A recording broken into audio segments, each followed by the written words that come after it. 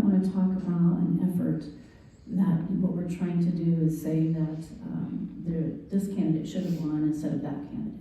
What I'm here to talk to you about is the 14th Amendment. The 14th Amendment has an equal protection clause in it, that we treat every citizen the same. We don't treat people differently. And I think after what we've heard here today, no one can argue that the people who voted in the morning were not treated differently than the people who voted in the afternoon or the evening. People were met with a different situation, and their right to vote was denied. The question is, how many were denied the right to vote? What I keep hearing from legal counsel is, well, it's not enough to change any of the elections. First of all, it doesn't matter. If one person's vote was denied, that's a 14th Amendment violation, and we should be doing everything we can to help that one person be restored. Their rights restored, one. But let's look. So far, no one's been able to give an accurate number of how many were denied. So what I've done is I looked at voter turnout, average based on counties, based on the top number of counties. Maricopa County's the voter turnout was 35%. Pima, 36. Yavapai, to their credit, a whopping 52. Gila, 47. Pinal, 28. So if you take the other four and you average, what's the average turnout from those other four is 43%. So let's do math in our heads.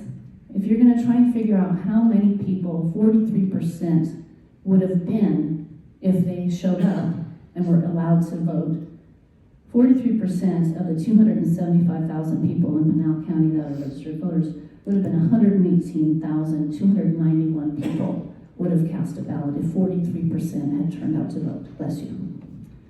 28% is 77,026. That is a difference of 41,264 people not casting a ballot compared to the average voter turnout. That's a significant number. That's not a small, insignificant number. That is a very significant number. That is enough to overturn other elections in the state. The governor's race was a span of 40,000 in the Republican primary. The Democrat Secretary of State was a span of 28,000. John Fillmore's race, he lost by 2,000. Mine doesn't matter, I lost by 7,800, so I don't think it's going to do anything on mine. But Mr. Leach lost by 2,000. If you ask yourself how many, if we had a 2% amount of voters that didn't get to cast a ballot because, just 2%, not going all the way up to 43, but just going from 28% to 30%, how many voters would that be? Only a 2% increase in the number of voters would have been 5,502. That impacts both Senator Leach and Representative Fillmore. So it does impact races, but that's not why I'm here. I'm here to restore the rights of the people who were denied the ability to vote. The question is, do they have standing? They absolutely have standing. One person denied the right to vote has standing under the 14th Amendment. Not under whether or not they were impacted or whatever. What's the harm to that person? The harm, speaking legally, is their 14th Amendment right. Is it a big deal if your Second Amendment right is harmed? Is it a big deal if your First Amendment right is harmed? It's a big deal if your 14th Amendment right is harmed as equally as it is the others. I will wrap it up. I'm disappointed. Many of you knew that I had an injunction filed. Many of you knew that I was serving you at 8 o'clock on Friday morning, and I did. Somehow that was delayed and didn't get to you, and I am aware that you were advised to not discuss my injunction during your meeting on Friday. You didn't need to canvass this until yesterday, but you knew about my injunction.